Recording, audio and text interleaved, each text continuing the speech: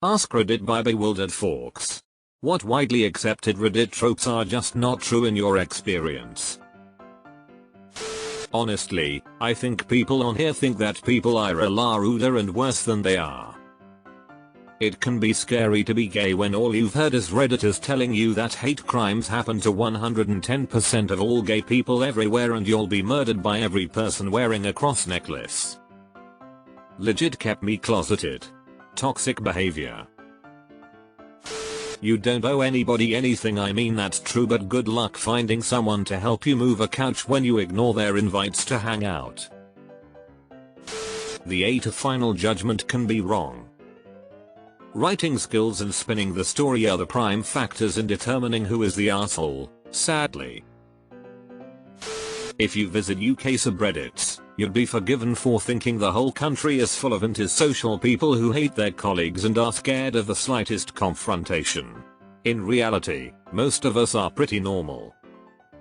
I enjoy the difference between some of the UK subs, it is like they are from different planets.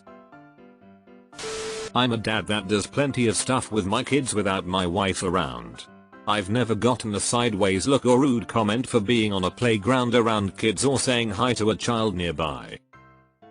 I've been a stay-at-home dad for 12 years now. It is much better now than it was then. I did get weird looks, and once had a mom come and take her daughter away from where I was standing watching my son on the playground. I've been called MR. Mom, and I've heard the old "so you're babysitting today" more times than I can remember. But I don't hear those things much now, and I see many more dads out with their kids compared to when I started doing this.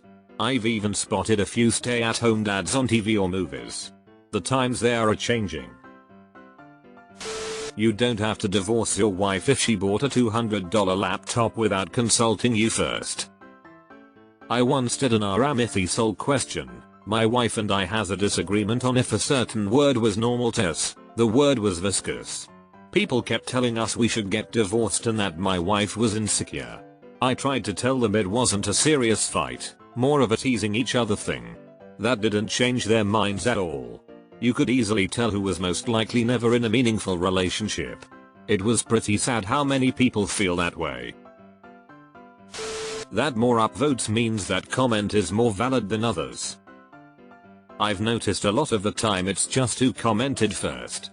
Someone else will say the exact same thing the next day and get a bunch of downvotes. Spend any amount of time on a dating or relationship sub and you'd think the average man and woman are just seething with hatred toward each other.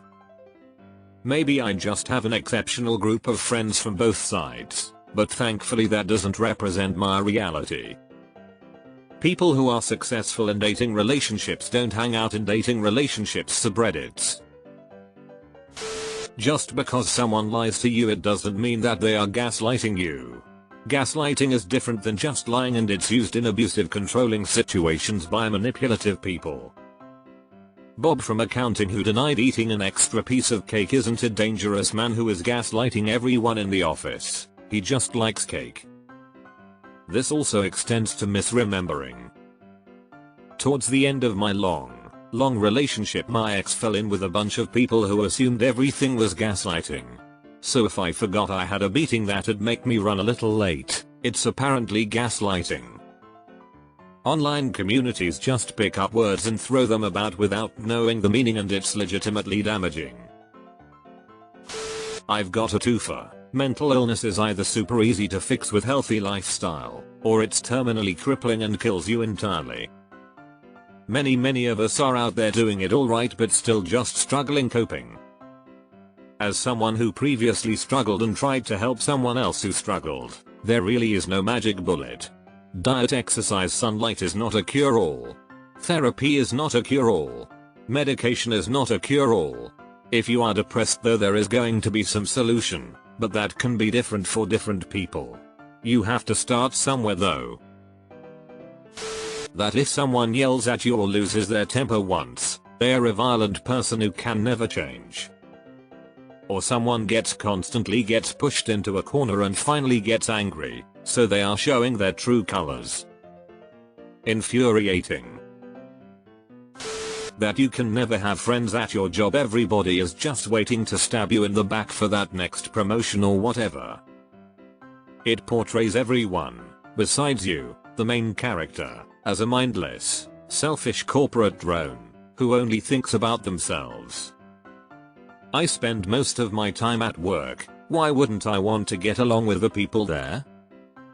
When I worked in the service industry, making friends with your co-workers isn't only pleasant but is a major advantage compared to someone who doesn't. Other service managers will be more eager to help you and the kitchen will be far more flexible when the server is someone they like. Especially with how much of restaurant bar culture is fake smiles and emotional performance, co-workers gravitate towards people they genuinely get along with. Even now, as a professional event photographer, making friends with my clients and other people in the music party industry is mutually beneficial. I'm not expecting us to make friendship bracelets and go skipping in a field of daffodils, but when someone invites me to grab a drink and shoot some pool after an event, I don't mind it. Everyone's being gaslit. I think you're just imagining that. Best of Reddit is not usually the best of Reddit. In real life, when people ask what your job is in conversation, they're usually not doing it to gauge how much respect they should give you or how rich you are or anything like that. They're just trying to see what you're interested in so they have something to talk to you about.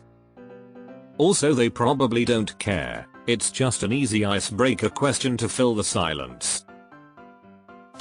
Not everyone you don't get along with is a narcissist. Sometimes you just don't get along. I also don't hear that term thrown around so casually in real life. Similarly, not every instance of lying or being incorrect is gaslighting. Not everything is an ADHD symptom. Oh, you have a problem in your relationship? Better break up. Oh, you're a night owl and your wife is an early bird? You're fundamentally incompatible. Break up. I understand Redditors warning other Redditors that they are in an abusive relationship, but a lot of the time problems can be fixed. That empty shops selling actual stuff are all probably money laundering fronts. Edit. Many replies to this are kinda proving my point. In my town there is a wig and curtain store. All I can guess is that if you're looking for a low quality wig, curtains will naturally be your next purchase. No, that person did not deserve to be shot, beat up, left homeless, cheated on, etc. 99% of the time. People fuck up. It's part of being human and not every mistake requires a life-altering punishment. Reddit. The US justice system is broken and needs to be reformed to be less punitive and more rehabilitative. Reddit. When a crime story is posted, feed the culprit his own innards. That Reddit is a place for intellectual discourse when really it's a place for echo chambers and circle jerking. I used to learn a lot more on Reddit. I still learn new stuff, but you have to wade through many more joke-free posts, shit posts. I constantly add remove subs to try and find more quiet and balanced communities, but it takes more effort than it once did. That going to a trade school sets you up to automatically make six figures in a couple of years. As someone in the trades, most of us are laughably far away from making six figures. However, it can be an extremely rewarding job if it's your thing. I'm making about $37k before taxes right now. Just finished electrical school. I've made more in offices before, but I like my job now a lot better than I like the desk work, so I'm happier. That when you hit 30, your body just completely falls apart, your back hurts all the time, your knees disintegrate and your dick stops working. I'm in my 30s and I'm in the best shape of my life. A lot of people on Reddit lead sedentary lives. If you exercise even a little you should be fine. That Redditors are all virgins living in their parents' basement. I happen to live in my parents' attic. If you have a plant and window up there, and the rafters are exposed, it qualifies in our closet places. That's one trope that bothers me. Deleted. Tell that to my Tinder matches. Buy it for life. Would have you believe that unless you shell out good money for every last thing you own, you're bound to regret it once the cheaper option inevitably fails on you within a ridiculously short period of time. Let me tell you all something. There is no need to buy a $50 water bottle instead of a $10 one unless your preferred method of handling is to drag it across asphalt to and from work daily. There is also no need to drop $300 $400 on a pair of RERL leather work boots unless your work actually requires it. Deleted. Taco Bell leading to immediate diarrhea. I haven't had it in years but used to have it semi-regular. Not once had it led me to gastrointestinal distress. So either Redditors have really delicate constitutions or Taco Bell equals blowing mud is just lazy humor for the collective. I'm an Englishman with vibes. When I was in California I went to Taco Bell. If there's anyone it should fuck up it's a foreigner unused to the local food and water with a dodgy gut. I was fine. There aren't nearly that many people who have had threesomes, nor have there been anywhere near the amount of times people came close to one. I almost had one. Just needed 2 more people. Not everyone rather die than small talk with their co-workers.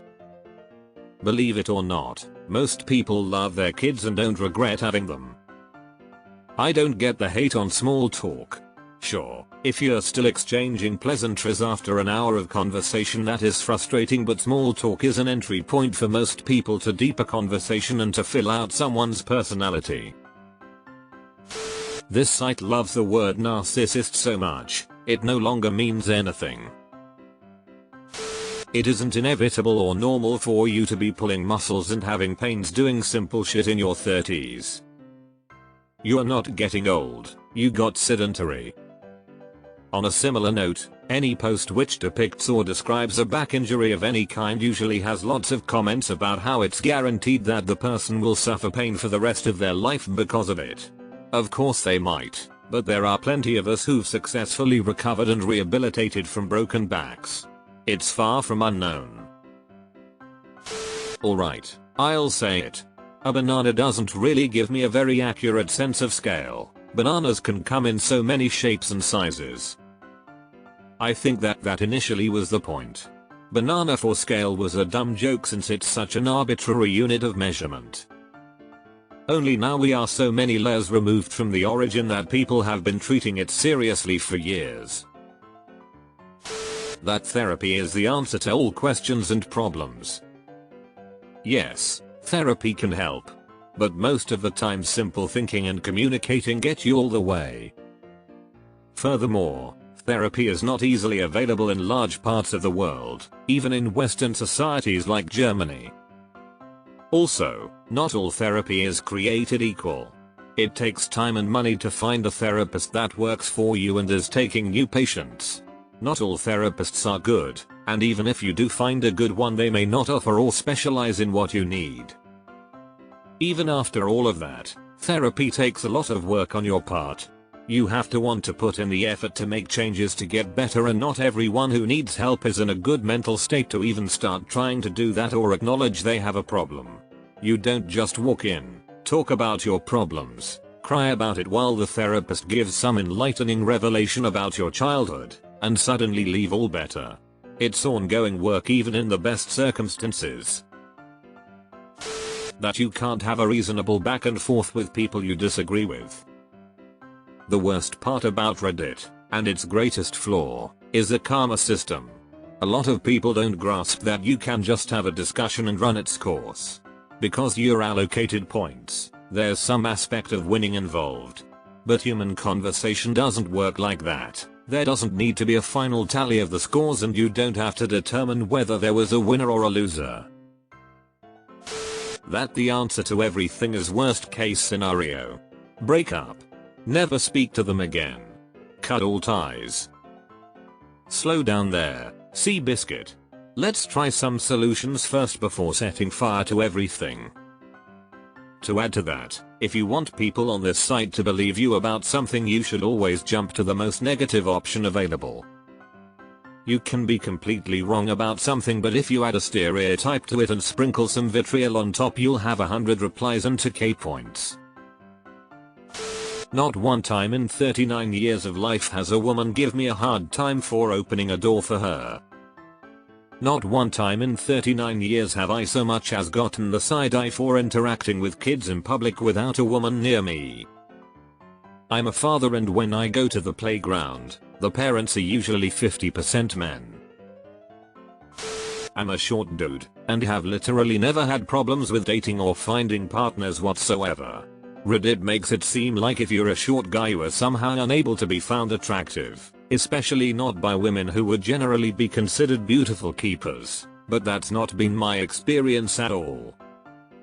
I agree. I'm a 5 feet 5 inches dude, and it stopped being a problem for me the instant I stopped worrying about it. Eater. The only reason there are any short men on earth is because of a long line of short dudes before them who all managed to get laid. If your ancestors could, so can you. If a fast food chain gives you the shits every time you eat it, you probably have some sort of digestive issue or sensitivity. That every relationship related post is immediately taken over by people who only ever advise the OP to break up with their partner with zero nuance. Post visibility is determined by upvotes. Of course you'll end up seeing the most egregious examples of dysfunctionality unless you sort by new. Same with most other similar subreddits. I feel like a lot of this stereotype comes from people disagreeing with the dump him advice, which is a wholly different topic, although one with potentially interesting insights as to people's various sensitivity to bad domestic situations. It also gets skewed by people who've obviously already feel like they should break up with their but post to Reddit just to get confirmation, make sure they're not being unreasonable.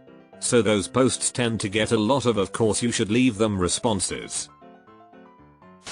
Every man who so much as looks at a child is constantly attacked and harassed for being a pedophile. In reality, most people don't give a shit.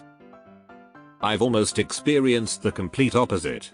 A man that treats children well and is good around children often garner a lot of positive attention. That every animal GIF posted has some expert Reddit veterinarian either telling you, from a 5-second GIF, you are a disastrous pet owner and should never be allowed near pets. That all of Reddit is toxic. There are plenty supportive subs that give good advice. And the hobby subs can be pretty understanding with newbies. The bigger the sub, the worse it gets. Our Ask Men has regular posts about how a father can never go out to a restaurant, shopping or a park with his own biological children, or women are just going to walk up to him and bully the guy for babysitting, or that they are even going to call the police and frame the guy as a child molester. If you make the mistake of saying I'm in my 30s and I have never seen this happen to any dad in my entire life, they will downvote you, accuse you of blaming the victim, and swear that something like this actually happened to a friend of a friend. Cunt is, in fact, still considered a very offensive word in Australia. Only use it for high impact, or among very close friends. Interesting. I knew a Scottish guy who was studying in the US, and he'd get drunk and throw cunt around casually and not notice the whole bar or party was suddenly quiet.